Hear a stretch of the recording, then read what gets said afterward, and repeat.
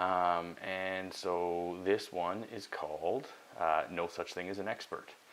And so this was an interesting life lesson. When you start a new subject or start down a new path, you kind of look towards the people either that you admire or that you think know more than you, or that are in like kind of an expert position, whether they're, so in this one I'm specifically referring to photography. So when I started my photography journey, I would ask anyone I thought knew more than I did to try and learn as quick as possible. And it was very beneficial. It absolutely helped out a lot. I worked with a guy who taught me a lot. There's another story I'll be telling about that eventually. But I remember distinctly when I was at LU, I was trying to hone my skills and try and make some extra cash at the end of the year. And I had this brilliant idea to print a bunch of the photos that I had taken throughout the years and try and sell some of them at the graduation, because a lot of them were like of campus and around the city and different stuff that might mean something to different athletes or students or people that just went to LU that were graduating. So basically I was having an issue when I was going to print, and I remember having like not an argument, but like I definitely was frustrated with the guy at the print shop, because I kept saying like, look, like I'm taking these pictures and I'm composing them exactly how I want them, and I'm sending them to you, and then someone's cropping them and like making creative decisions on what to keep in the photo and what not to keep, and like I'm sending them to you exactly how I want them printed. Please do not mess with them. Like I composed them in a way that looks nice, and I don't want you cutting part of it out. And he assured me, he's like, sir, I'm not doing that. I don't know why that's happening. And I would like show him the images and then show him the print. And he's like, no, I get it. There's definitely, you know, like a part missing. But I didn't do that. Like, I don't understand why that's happening. And so it happened a bunch. And so the next time I was at the camera store, Henry's Camera, I've asked them a ton of things over the years, and they've been very good with answering the questions because I knew very little. But over the years, you learn more and more, and it's kind of like the answers make more sense and whatever. And so I remember going in and asking this question. I was like, "Oh, by the way, I feel like I'm missing something here. I go to bring these prints to the print shop, and when they print them, the piece gets cut off, and this and that." And I was looking to try and help figure out what's going on.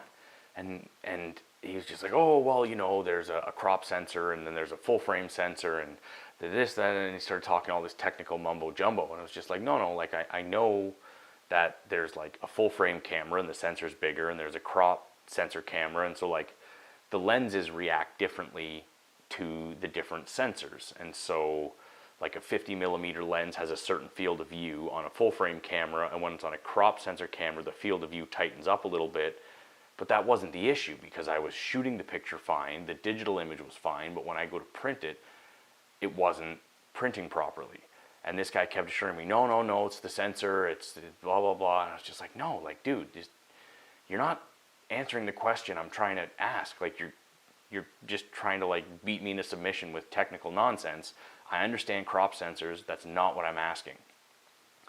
And so I was just like, I don't understand why this guy doesn't know what I'm talking about. And so I left because I couldn't get the answer I was looking for, and I didn't want to keep being annoying because I clearly wasn't getting anywhere. He didn't fully understand what I was asking. Maybe I wasn't explaining it well enough. But yeah, it didn't answer my question. But he was confident that he was right, and I just was an idiot and didn't understand what he was talking about, even though I fully understood what he was talking about, but I knew that wasn't actually the issue.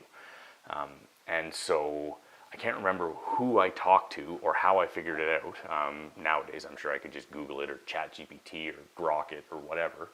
But basically what the issue was is the frame or the sensor size has a certain aspect ratio. And so like, you know, a wide angle TV movie is shot in 16:9. It's like a skinnier rectangle versus like the old square TVs are a 4:3, almost a square, but like a little bit of a rectangle, but like 16:9 is like a, you know, a nice wide angle, really cool cinematic look. And that's what the issue was. The camera sensor is 4:3.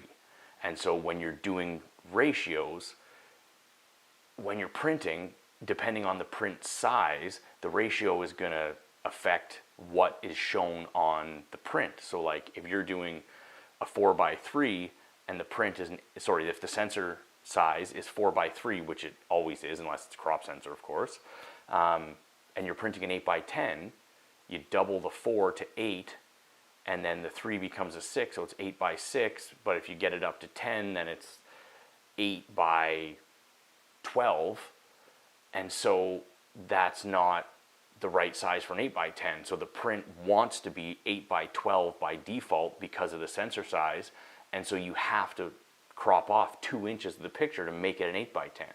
If you make it a 5:7, you have to crop off a little bit of a different amount.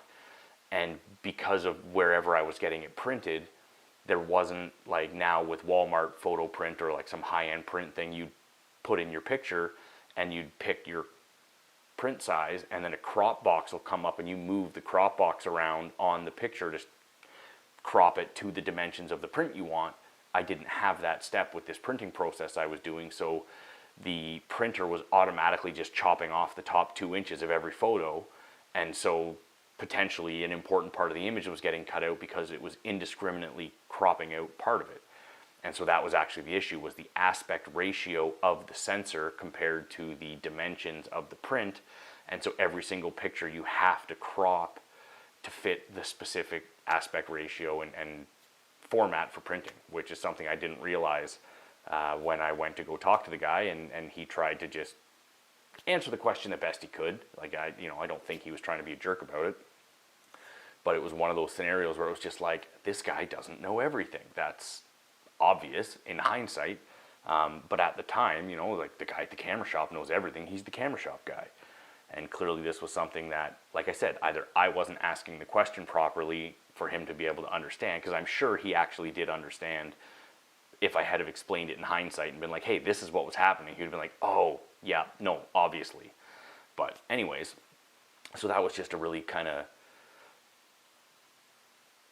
important thing that I learned at that time, was just, man, like nobody knows everything. Like you go see a doctor, they might have a bad day or not know the specific thing that you're asking about.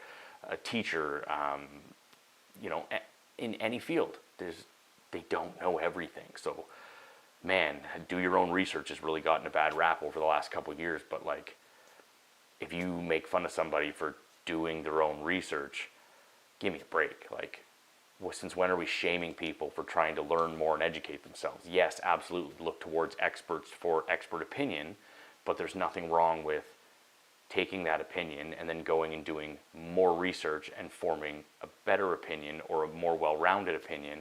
Because at one point in time, lobotomies were trust the science, and the earth was flat, trust the science, and the earth was the center of the universe, trust the science. And then people thought longer and harder about it and came up with different theories, and the science changed, which actually, once again, I could go on a whole rant about that, because there's no such thing as the science. There's science, which is the search for truth, which is, here are my thoughts.